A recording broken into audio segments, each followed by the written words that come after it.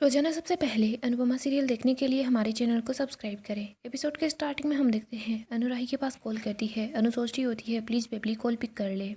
इधर हम राही को देखते हैं जो कॉल उठा लेती है। अनु बोल रही होती है राही तो अपनी मम्मी से बात करना, तो अपनी मम्मी को समझती है ना बेटा, कुछ तो बोल। मुझे पता है राही तो मुझसे गुस्सा है, मुझसे नाराज़ है। प्रेम को भी बहुत ज़्यादा गुस्सा आ रहा है और वसुंधरा जी भी तुझे बहुत सारी बातें सुना रही होगी। मैं प्रेम से मिली थी, वो बहुत ज़्यादा गुस्से में है। लेकिन बेबली तू ही सोचना मैं क्या करती, मेरा काम था, मैंने ईमानदारी से अपना काम किया है। तुझे पता है मैं अपने काम के साथ बेईमानी नहीं कर सकती। तू तो अपनी माँ को जानती है ना, तुझे तो पता है मैं अपने काम के साथ बेईमानी नहीं कर सकती। तू ही बता, मैं अपने काम के साथ धोखा करती, बेईमानी करती? तू मुझे अच्छे से जानती है मैं ऐसा कुछ भी नहीं कर सकती राही।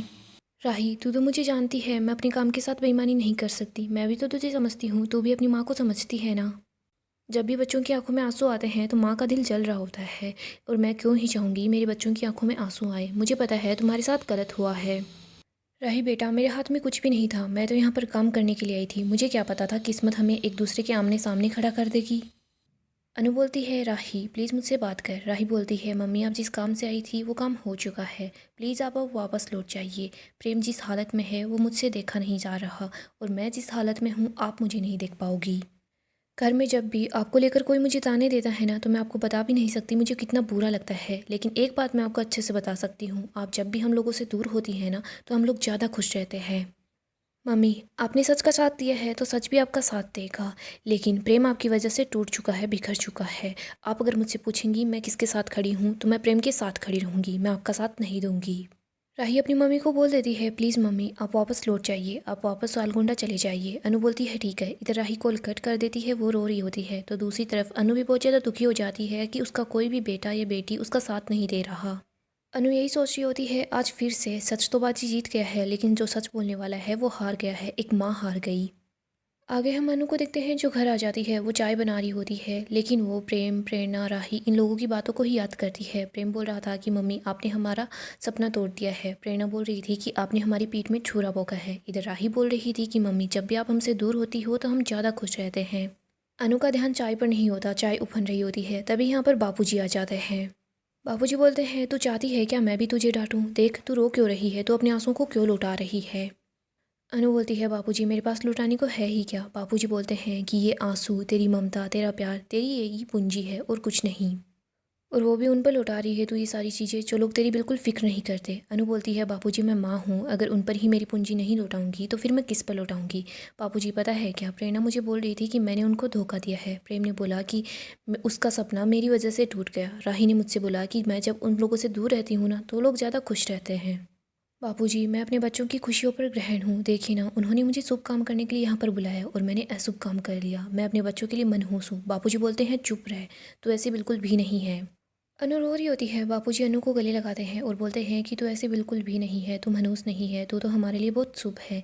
देख बेटा, सपनों की उम्र वो लोग तय करते हैं जो सपने देखते हैं। अगर वो चाहे तो वो सपनों को 100 साल तक जिंदा रख सकते हैं, और अगर वो चाहे तो अपने सपने को कभी भी तोड़ सकते हैं। मेरी एक बात को तू कान खोल कर सुन ले। देख अनु, तू अगर झूठी रिपोर्ट लिख देती तो क्या हो जाता? तू तो अपने अमीर से बेईमानी कर लेती, लेकिन उन लोगों के हाथ से कोई बड़ा पाप हो जाता तो? प्रेम फिलहाल तुझसे गुस्सा है, हो जाने दे। प्रेरणा भी तुझसे नाराज है, नाराज हो जाने दे। और राही को तेरे दर्द से ज़्यादा अपने पति का दर्द दिख रहा है, कोई बात नहीं।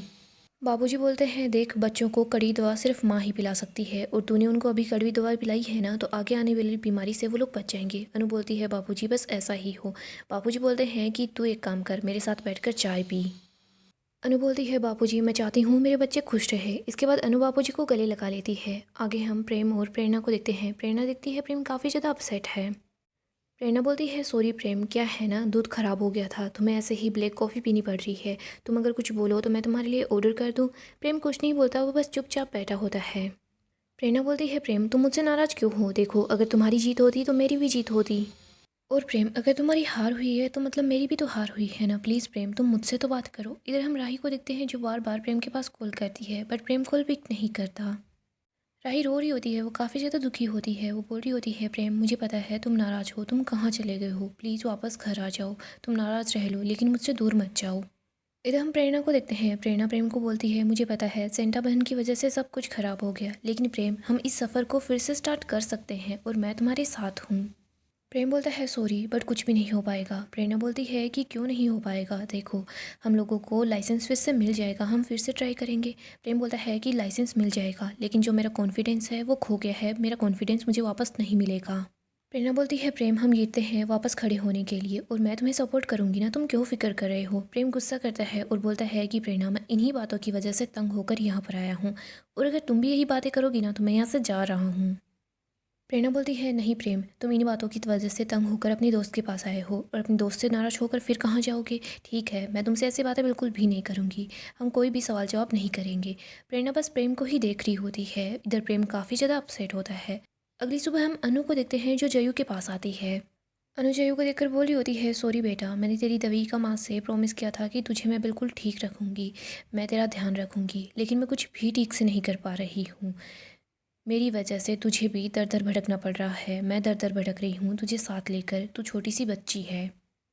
पहले तो तू अपनी स्कूल अपने दोस्त सब कुछ छोड़कर मेरे साथ यहाँ पर आ गई, अब हमें यहाँ से पता नहीं कहाँ जाना होगा। अनु काफ़ी ही ज़्यादा अपसेट होती है। इधर जयू तो सो रही होती है। ना मैं वहाँ पर तेरा ध्यान रख पाई और ना ही मैं तुझे यहाँ पर समय दे पा रही हूँ, तेरी अनुमा बहुत बुरी है, तेरा ख्याल नहीं रख पा रही। अनु रो रही होती है। इधर जयू बोलती है कि रोना बंद कीजिए, अपने आंसुओं को पोंछिए। अनु जल्दी से अपने आंसू पोंछती है। वो दिखती है कि जया उठ गई है। जयू बोलती है अनुमा जब भी आप अपने घर आते हो तो ऐसे ही रोते हो। अनु बोलती है यहाँ पर प्रॉब्लम बढ़ गई है ना। जयू बोलती है प्रॉब्लम तो वहाँ सालगोंडा में भी थी, लेकिन आप वहाँ पर बिल्कुल नहीं रोते थे, आप प्रॉब्लम से फाइट करते थे। अनु बोलती है लेकिन यहाँ पर मेरे सारे अपने हैं, मैं इन लोगों से कैसे फ़ाइट कर लूँ। जयू बोलती है वहाँ पर भी तो हमारे अपने थे ना, भूत अंकल थे, बंकू भैया थे, मेरे सारे के सारे दोस्त थे। मेरे दोस्तों को मेरे बगैर बिल्कुल भी अच्छा नहीं लगता होगा, वो लोग ठीक से नहीं खेलते होंगे। अनुमा हम लोग वापस सालगोंडा चलते हैं ना। अनु बोलती है जयू मैं अभी अभी तो तुझे यहाँ लेकर आई हूँ, तो अभी अभी तो संभली है, मैं फिर से तुझे वापस वहीं पर क्यों ले जाऊँ। जयू बोलती है अनुमा मैं ब्रेव गर्ल हूँ और मुझे अच्छे से पता है आप सब लोग मिलकर मुझे उस बैड आंटी और बैड अंकल से बचा लोगे। अनु बोलती है जयू बेटा ये तो तुझे पता है, लेकिन मुझे नहीं पता मुझे क्या करना चाहिए क्या नहीं करना चाहिए। जयू बोलती है ये तो भगवान जी बताएंगे ना। जयू हाथ जोड़ती है और बोलती है कान्हा जी बता दीजिए ना हमें क्या करना चाहिए। वो अनु को बोलती है अनुमा आपने ही मुझे सिखाया था, जब हमें कुछ समझ नहीं आ रहा हो ना तो कान्हा जी से प्रे करनी चाहिए और सब कुछ कान्हा जी पर छोड़ देना चाहिए। जयू अनु को गले लगा लेती है। अनु बोल रही होती है मेरा सबसे अच्छा बच्चा। जयू बोल रही होती है अनुमा 2 नंबर। अनु स्माइल करती है और जयू वहाँ से भाग जाती है।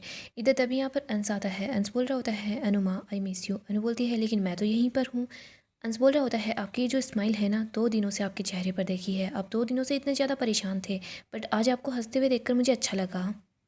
अनु बोलती है तू भले ही स्माइल करता रहे लेकिन तेरे चेहरे पर जो परेशानी है ना मुझे साफ साफ दिख रही है। अंश बता रहा होता है कि मैं थोड़ा सा नर्वस हूँ, मैं जॉब के लिए अप्लाई कर रहा था, बट मैं इतना ज़्यादा एक्सपीरियंस नहीं हूँ ना। अनु बोलती है लेकिन कोई बात नहीं, तुझे जॉब के लिए अप्लाई तो करना चाहिए। अंश बोल रहा होता है मैं अपनी प्रांसी के फ्यूचर के लिए बहुत ज़्यादा मेहनत करूँगा। अनु बोलती है मुझे अच्छे से पता है। अंश अपनी अनुमा का आशीर्वाद लेता है। अंश वहाँ से चला जाता है। अंश के पास न्यूज़पेपर होता है, उसी में से एक पेम्पलेट गिर जाता है जो कि नेशनल फूड कार्निवल का होता है। अनु उस पेम्पलेट को देख रही होती है। वो सोचती है कि अगर इस कॉम्पिटिशन में पार्टिसिपेट किया और अगर जीत गए ना तो जीतने वालों को काफ़ी ज़्यादा प्राइज़ मिलने वाली है और लंदन में अपना खुद का रेस्टोरेंट खोलने का मौका भी मिल जाएगा। अनु ये देखकर काफ़ी ज़्यादा खुश हो जाती है। अनु देखती है कि कंपटीशन अहमदाबाद के अंदर ही होने वाला है और देश में से कहीं से भी कोई भी लोग हिस्सा ले सकते हैं, लेकिन कंडीशन ये है कि जो भी पार्टिसिपेट कर रहा है ना उसका खुद का अपना रेस्टोरेंट या फिर कैफ़े होना चाहिए। अनु ये देखकर काफ़ी परेशान सी हो जाती है। वो सोचती है कि अब मैं क्या करूँ। अनु यही सोच रही होती है आज अगर मेरी अनु की रसोई होती ना तो मैं इस कंपटीशन में पार्टिसिपेट कर पाती। आगे हम राही को देखते हैं जो प्रेम के पास आती है। वो देखती है कि प्रेम सो रहा है, तभी राही के पास कॉल आता है। प्रेम की आँख खुल जाती है। राही प्रेम के पास बैठ जाती है। उसको बोल रही होती है प्रेम मैंने रात भर तुम्हारे पास कितने कॉल्स किए, तुमने कॉल पिक नहीं किया, तुम रात भर कहाँ पर थे। प्रेम बोलता है कि हम बाद में बात करते हैं। इधर राही के पास बार बार कॉल आ रहा होता है। प्रेम बोल रहा होता है कि कॉल पिक कर लो, तुम्हें तो बहुत सारे काम होंगे, निठल्ला तो सिर्फ मैं हूँ। राही बार बार कॉल कट कर रही होती है। प्रेम बोल रहा होता है कि तुम जाओ, लेकिन राही फिर से कॉल कट कर देती है। प्रेम को गुस्सा आता है। प्रेम बोलता है कि अगर तुम मेरी वजह से डिस्टर्ब हो रही हो ना तो मैं ही यहाँ से चला जाता हूँ। मैंने कौन सा रात को पत्थर तोड़े होंगे जो मेरे लिए सोना जरूरी हो गया है। प्रेम गुस्सा होकर वहाँ से जा रहा होता है। राही बोलती है कि प्रेम तुम्हारी हर प्रॉब्लम की वजह से मुझे भी प्रॉब्लम हो रही है, तुम्हारी हर प्रॉब्लम मेरी प्रॉब्लम है, तुम गुस्सा हो गुस्सा कर लो, डांटना है डांट लो, लेकिन यूँ मुझसे दूर मत हो वरना हम दोनों एक दूसरे से दूर हो जाएंगे। प्रेम बोलता है जिस गहरी खाई में मैं हूं ना वहाँ पर कोई नहीं पहुँच सकता। राही बोलती है तुम मुझसे एक बार बोलो तो सही, मैं तुम्हारे साथ हूँ। प्रेम बोलता है कि मैं नाकारा हूँ, निकम्मा हूँ, घर में नहीं चाहने वाले सामान के जैसा हूँ। राही बोलती है प्रेम मुझे तुम्हारी ज़रूरत है, प्लीज़ तुम ऐसा मत बोलो, मुझे तुमसे दूर मत करो। राही प्रेम को हक कर लेती है। वो बोलती है कि प्लीज़ प्रेम तुम अपने दुख को मेरे साथ बांटो। मैं तुम्हारे दुख को कम नहीं कर सकती लेकिन तुम्हारे साथ तुम्हारा दुख बांट तो सकती हूँ। प्रेम भी इमोशनल हो जाता है। वो राही को हक कर लेता है। इधर क्याथी राही को आवाज़ लगाती है कि प्रांसी की दवाइयाँ रखी हुई है, आकर देख लो। यहीं पर अनिल भी आवाज़ लगा रहा होता है। इधर राही के पास बार बार कॉल आ रहा होता है। राही कॉल कट कर देती है। राही बस प्रेम को गले लगा कर रखती है। तभी राही को प्रांसी के रोने की आवाज़ सुनाई देती है। इधर राही के पास बार बार कॉल आ रहा होता है लेकिन राही हर चीज़ को इग्नोर करती है। राही देखती है प्रांसी चुप नहीं हो रही, वो रो रही है। राही बोलती है प्रेम मैं 1 मिनट प्रांसी को देख कर आ जाऊँ। प्रेम बोल रहा होता है कि हाँ जाओ, 1 मिनट क्यों, 1 घंटे के लिए चली जाओ। राही बोलती है प्रेम तुम्हें सुनाई नहीं दे रहा क्या, प्रांसी कितने ज़ोर ज़ोर से रो रही है। प्रेम बोलता है हाँ तुम जाओ और प्रांसी को चुप कराओ, मेरा क्या है, मैं तो रो लूँगा, चुप हो जाऊँगा, कुछ भी कर लूँगा, लेकिन तुम फिर से मेरे सामने ये हमदर्दी का नाटक मत करना। प्रेम काफ़ी गुस्से में होता है और बोलता है कि तुम फिर से ये हमदर्दी का नाटक मत करना, ये मत बोलना कि मैं तुम्हारे लिए बहुत ज़्यादा इंपॉर्टेंट हूँ। प्रेम वहाँ से चला जाता है। इधर राही बोलती है प्लीज़ प्रेम मत जाओ। राही देखती है कि प्रांसी रो रही है और राही के पास बार बार कॉल आ रहा होता है। राही रो रही होती है। वो सोच रही होती है एक गांठ को सुलझाती हूँ तो दूसरी गांठ उलझ जाती है। अगर मम्मी आप थोड़ा सा साथ दे देती तो क्या ही हो जाता। इधर हम अनु को देखते हैं जो काम कर रही होती है। माही अनु के पास आ जाती है। वो बोलती है कि अनुमा इतने दिनों बाद आपके साथ रहने का मौका मिल रहा है, मैं आपको कहीं नहीं जाने दूंगी। अनु बोलती है बेटा जाना तो पड़ेगा। माही बोलती है इतनी जल्दी, अनुमा प्लीज़ थोड़े दिन और रुक जाओ, आप मत जाओ। अनु माही को समझाती है कि कोई भी माँ अपने बच्चों से दूर नहीं जाना चाहती, लेकिन अगर मैं तुम लोगों से दूर जाना चाह रही हूँ मतलब मेरी कोई ना कोई तो मजबूरी होगी ही ना, तो अपनी माँ का साथ दे। अनु बोलती है वैसे माही तूने आगे के बारे में क्या सोचा है। माही बोल रही होती है कि गौतम गांधी बहुत बुरा हस्बैंड है, उसके साथ रहने का कोई सवाल ही पैदा नहीं होता। माही बोलती है कि मैंने फैसला ले लिया है, मैं गौतम से डाइवोर्स लूंगी। फिलहाल तो मैं कोठारीज के यहाँ पर ही काम कर रही हूँ, लेकिन मुझे पूरा भरोसा है गौतम मोटिबा के जरिए मुझे कंपनी से निकलवा ही देगा और मैं पाखी दीदी का साथ लेकर मैं अपनी नई ब्रांड खोलना चाहती हूँ। अनु बोलती है हाँ बेटा तुझे अपना काम करना है। अनु बोलती है तुझे पता है क्या, काव्या भी बिल्कुल ऐसी ही थी, वो अपने करियर के बारे में खुद से जानती थी। और तुझे ये भी पता है क्या, वही पहली इंसान थी जिसने मुझे सपोर्ट किया था काम करने के लिए। मैं अपनी पहली नौकरी उसी की वजह से कर पाई। लेकिन माही किसी को नीचा दिखाने के लिए काम मत कर, तो अपना नाम ऊपर लेकर जा और हाँ अपना हौसला बुलंद रखना। अनु और माही एक दूसरे को गले लगा लेते हैं। तभी यहाँ पर तोशु पहुँच जाता है। वो बोलता है कि ये पहले से बिगड़ी हुई है, अब इसको और ज़्यादा मत भड़काओ मम्मी। गाइस डेली अपडेट के लिए आप हमारे चैनल को सब्सक्राइब करें, साथ ही साथ वीडियो को लाइक भी कर दें। गाइस अपकमिंग एपिसोड काफ़ी ही ज़्यादा इंटरेस्टिंग होने वाला है। अपकमिंग एपिसोड में हम देखेंगे अनु फैसला कर लेती है कि वो वापस यहाँ से चली जाएगी। वो सोची होती है बट मैं कहाँ पर जाऊँ।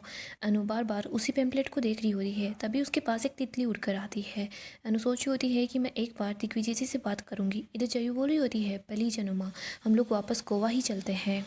अनु सोच रही होती है फिर मुझे दिग्विजय सर से बात करनी होगी। आगे हम दिग्विजय को देखते हैं जो सोच रहा होता है सावी बेटा मुझे हमेशा हर रोज़ तेरी बहुत याद आती है। तभी उसके पास भी एक तितली उड़कर आती है। दिग्विजय सोच रहा होता है मुझे ऐसा क्यों लग रहा है सावी, तो मुझसे कुछ बोलना चाहती है। दिग्विजय भी सेम पेम्पलेट देखता है जो अनु देख रही थी। दिग्विजय सोच रहा होता है कि मुझे कुछ ना कुछ तो करना ही होगा। वो अनु के पास कॉल करता है। वो बोलता है कि मुझे आपसे एक बात पूछनी है, आप उसका सीधे सीधे और सही सही जवाब दे देना। अनु बोलती है ठीक है सर। दिग्विजय बोल रहा होता है कि अनुपमा जी आप जोशी बहन के नाम से यूट्यूब पर कोई चैनल चलाती थी क्या। अनु बताती है कि हाँ मैं पहले चैनल चलाती थी। दिग्विजय बोल रहा होता है ठीक है, मैं अपनी सावी का कैफ़े रीओपन करना चाह रहा हूँ और आप उसमें काम करेंगी क्या। अनु बोल रही होती है सर मैं काम ज़रूर करूँगी। अनु सोच रही होती है कि थैंक यू कान्हा जी, आपने मेरे लिए रास्ता खोल दिया। मैं तो यही सोच रही थी कि मैं दिग्विजय सर से बात करूँगी कि वो अपनी कैफ़े को रीओपन कर ले, लेकिन उन्होंने खुद से ही कैफ़े को रीओपन करने का सोच लिया है। अनु काफ़ी खुश हो जाती है। इधर जयू भी खुश हो जाती है कि वापस वो गोवा ही जाने वाली है। यहीं पर हम दिग्विजय को देखते हैं। वो सोच रहा होता है कि मेरी बेटी का सपना था उसका जो रेस्टोरेंट है वो पूरी दुनिया में फेमस हो जाए और मैं अपनी बेटी के सपने को पूरा करूँगा। अनु भी सोच रही होती है कि मैं दिग्विजय सर का साथ दूंगी, वो सावी का सपना पूरा कर पाएंगे। सो दोस्तों नेक्स्ट एपिसोड काफ़ी ही ज़्यादा इंटरेस्टिंग होगा। अपडेट के लिए आप हमारे चैनल को सब्सक्राइब करें, साथ ही साथ वीडियो को लाइक भी कर दें।